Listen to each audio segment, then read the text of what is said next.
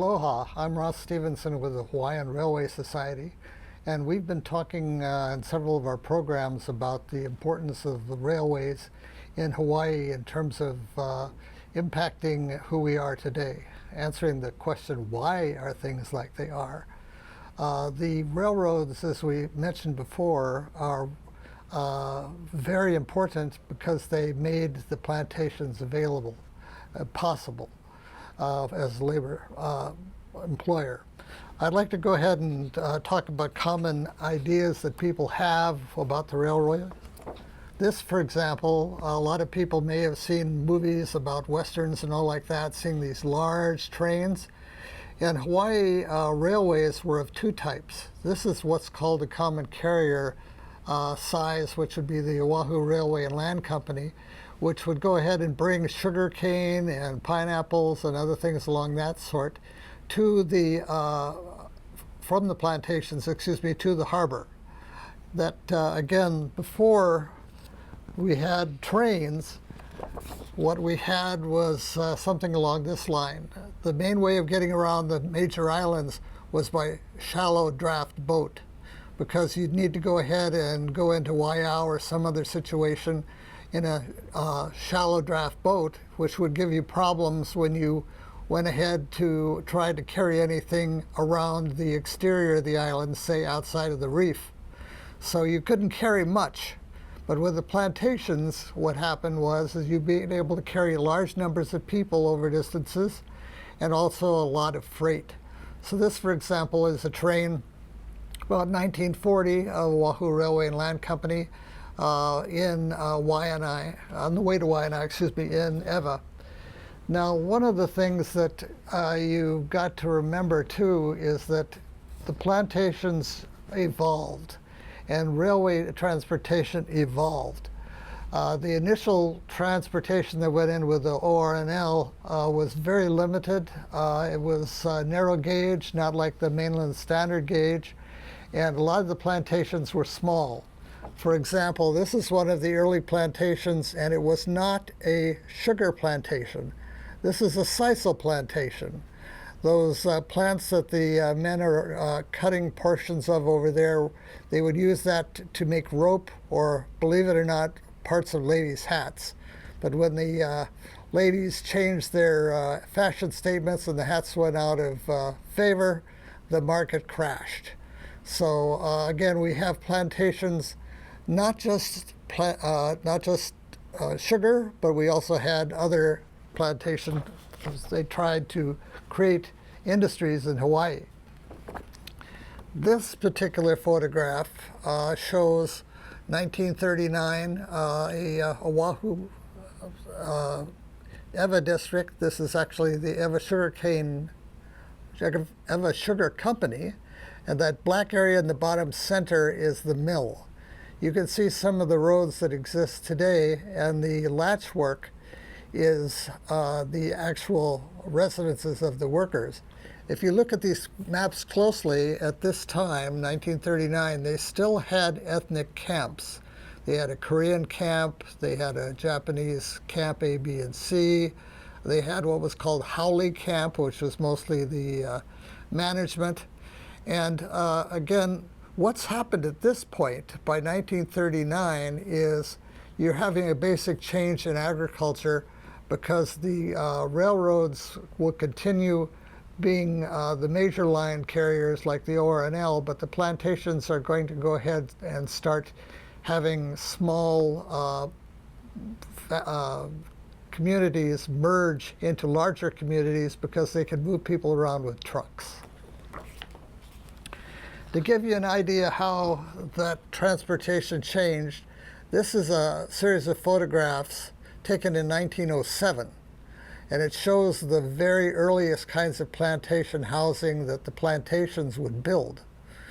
Now, originally the employees would have to build their own homes, and there's some photographs, for example, on the Big Island showing people making houses out of straw, literally. But about 1907, they started trying to upgrade the quality of homes in order to keep employees, but also because at that time they were still using plantation-only internal railway systems, they didn't have the ability to consolidate housing. So you can get an idea how these particular homes were at that period. It was a pretty meager standard of living. Now, the adoption of mechanized agriculture, which the trains were part of, is shown here. Most people have no idea what these are. These are called Fowler engines. And they basically were put out in the fields using the kind of mechanization that the train engines used. If you look on the larger one, you're going to see a large wheel on the side. What they would do is they would put these two machines on the opposite sides of a field and draw a cable between them, powered by the engines of the two vehicles here. And that would go ahead and act as a plow to dig up the soil, so that they could go ahead and expand the areas that were under agriculture, but also cut back on the back-breaking labor that was in the plantations earlier in the late 19th century. So this is an adaptation done by the same, mostly Scots mechanics that worked on the trains. That's why, for example, the Hamakua Coast was called the Scotch Coast. They had a lot of Scottish mechanics there. Now the trains, the Oʻahu Railway and Land Company trains, which hauled the sugar and other products to Honolulu Harbor, basically were the tracks were originally put in the middle of the good agricultural lands. This is what you see here is an early 1936 photograph of ʻEwa Plantation Village, their commercial area. And what you see is the train tracks literally going through the center of town. If you wanted to go any distance at all in those days, basically, unless you were very rich and could afford a car, you would take the train to Honolulu or to some other part of the plantation. Now, we talked about how the plantations evolved their housing. Here you see two different kinds of housing. On the left, in this float from 1940, which was an anniversary of the ʻEwa Plantation, and they're having a parade in this photograph. On the left is the kind of plantation housing that you would have had about 1910. The one building on the right, the mini building on the right, is what we usually call nowadays plantation housing, single wall construction. It would have, for example, tongue and groove walls. It would have a horizontal board to hold the walls together, which was called a girt. It would have open eaves, and it would have a hip roof. So you can get an idea here. The building on the left is an improvement from the earlier time.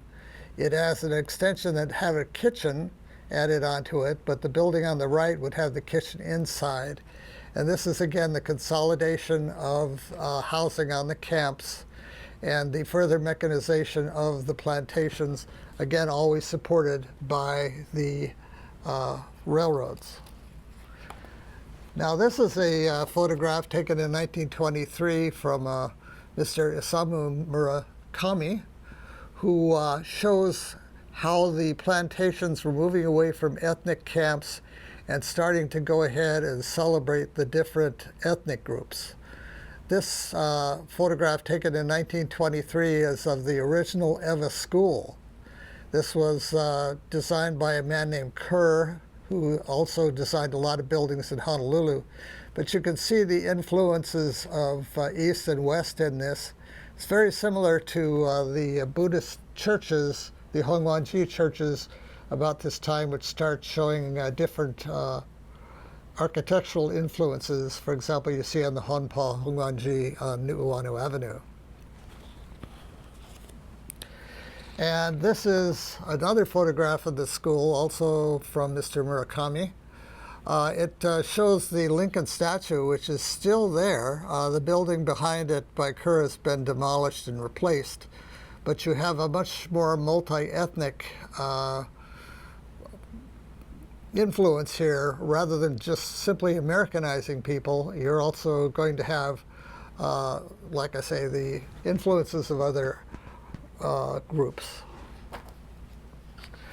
And as the plantations integrate, the next photograph, this is the, you can see this is the community center that the plantation built, trying to improve the standard of living of the plantation workers. They put in a swimming pool, a gymnasium, etc. This is a 1939-1940 photograph from the Hawaii State Archives of the ʻEwa Athletic Association and its officers. That's the plantation manager in the center. And the next photograph, this shows you how, again, the railroads changed ʻEwa completely. Before the railroads and the plantations, the main population center in ʻEwa would have been Honouliuli over on the side of Pearl Harbor, on the west side of Pearl Harbor. What they did was they actually rebuilt many of the buildings, or moved many of the buildings from Honouliuli. Remember, the track goes through the main agricultural fields where there hadn't been any major residences or businesses before. And this is the Roman Catholic Church that they moved from Honouliuli. And the next photograph is a aerial photograph, again by Mr. Murakami, taken about 1943. That is the present Catholic Church over there, and you can see how the sugarcane plantation fields extend right up to the base of the church. And above that, on the particular photograph, is the original school, again, with two appendages on it, sort of like a welcoming design for schools. Nowadays, schools are more enclosed, but at that period, the schools would be more open. Now, I mentioned again there were two kinds of trains, engines and trains, in Hawaii's railroad history. You saw that first photograph that I showed you, and it had a large engine like you would see in some Western movie, and that would be hauling all the heavy freight and people to and from say, ʻEwa Plantation to Honolulu and Iwalei.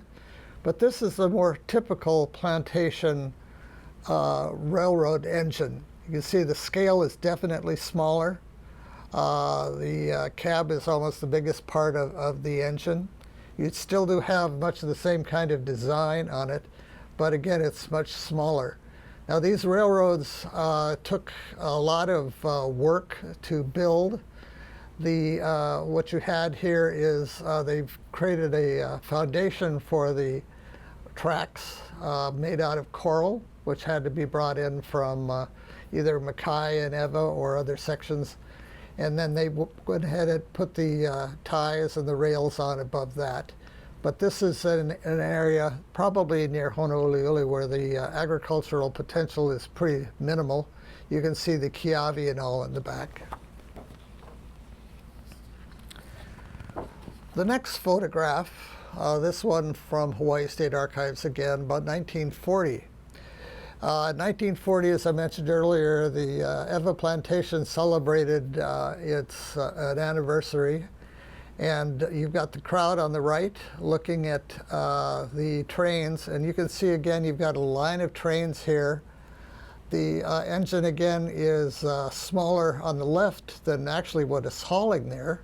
And you can see some other trains back in the back. The trains, even up until just about World War II, even if they did start using trucks more and more, the trains were the backbone of the transportation system within the plantation for most plantations.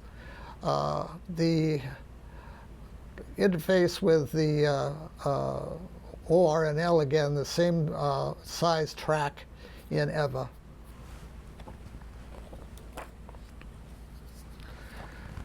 The next photograph I'd like to show you is this is the kind of scene that you'd have seen all over the islands at one time. You see the tracks over there. These would be for the Plantation Railroad, and they've got plantation cars buried on the left in there in sugarcane stalks, taking that to the mill in ʻEwa.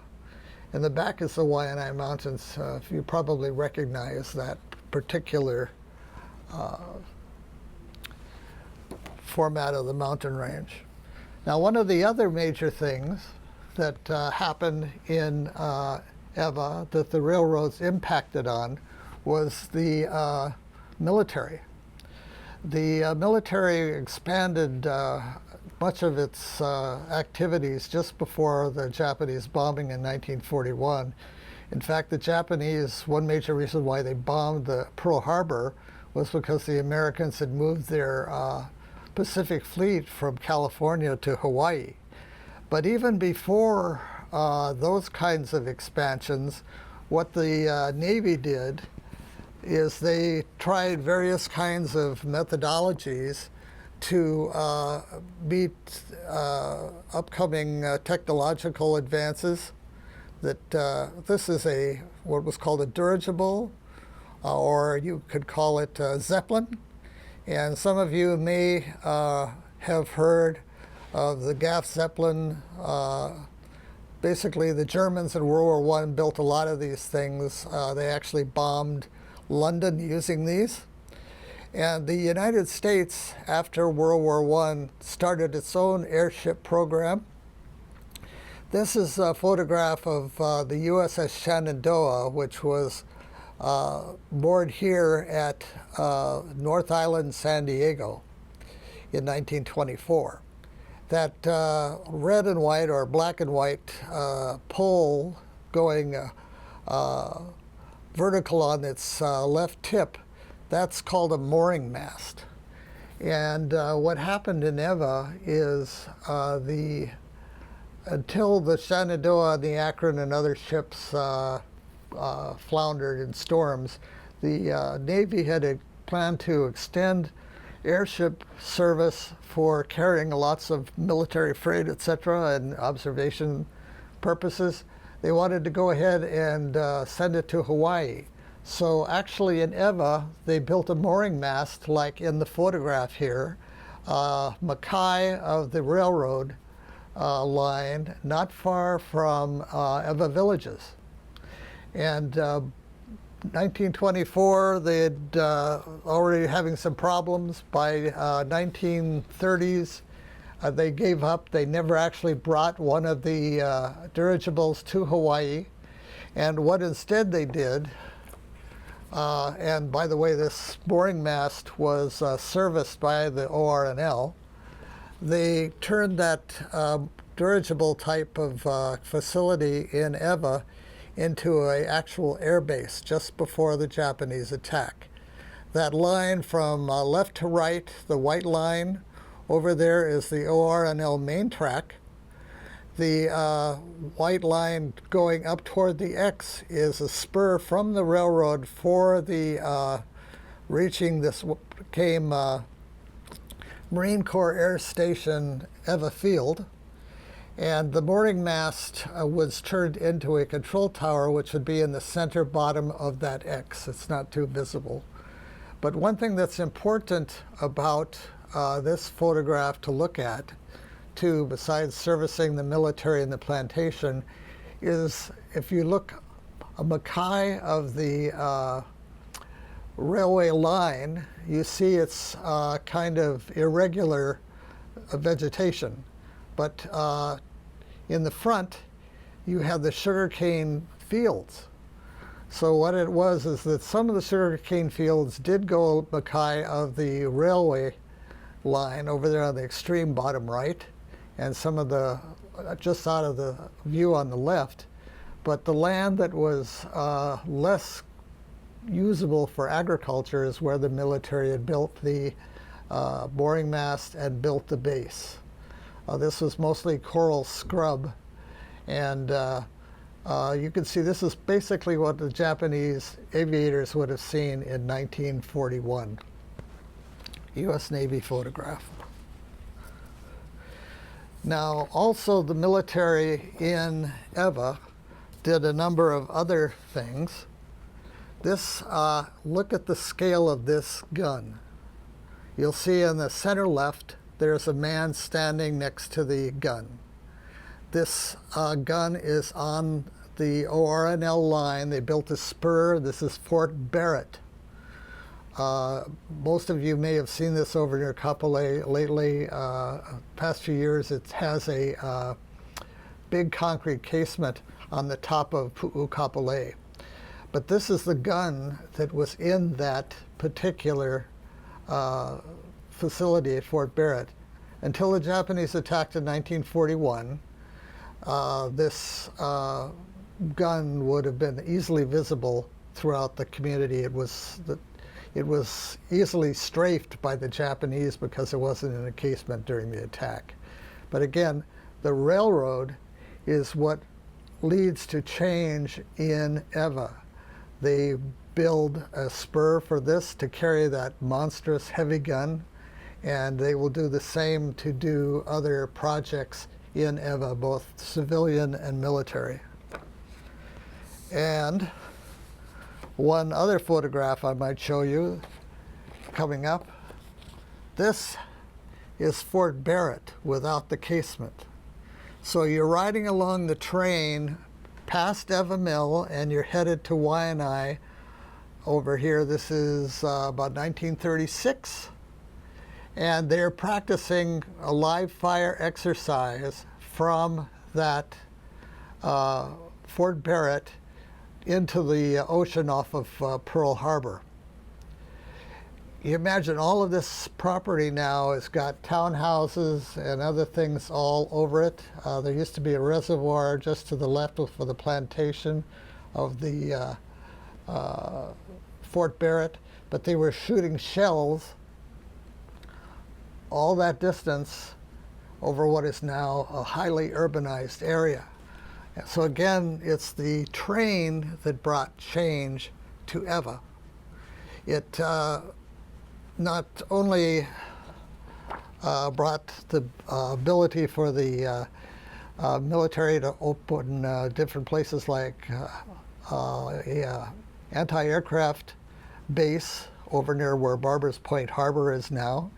It also allowed them to have an interrogation center for Japanese officers during the war in Mackay of Fort, the Marine Corps Air Station. And of course, it also would have been ways that people would be brought into ʻEwa to go to the Honouliuli prisoner camp in the gulch up there, which is now a national landmark. So again, I have to stress how important the railway was in late 19th century, early 20th century Hawaii. We just simply would not be who we are. We wouldn't have the land development patterns. We wouldn't have the ethnic groups we have, etc., if it weren't for the railroads. So if you have questions about Hawaii's railways, you're more than welcome to go ahead and visit our center at in ʻEwa, actually close to Kapolei, the Hawaiian Railway Society. We are in a building program. We're going to be putting up a couple of buildings for further exhibits. We have our train rides that go along the Waianae coast. We have 2 model train complexes for people who are model train enthusiasts. They're different gauges. And again, we welcome you all out there to learn more about our own community history and also the just the fact of helping discover who we are and why. So again, thank you very much. I want to thank the different people who have collected these photographs over the years. We have more photographs that we'd be willing to share, and we will share in further programs. But again, have a great day, and aloha, mahalo nui loa.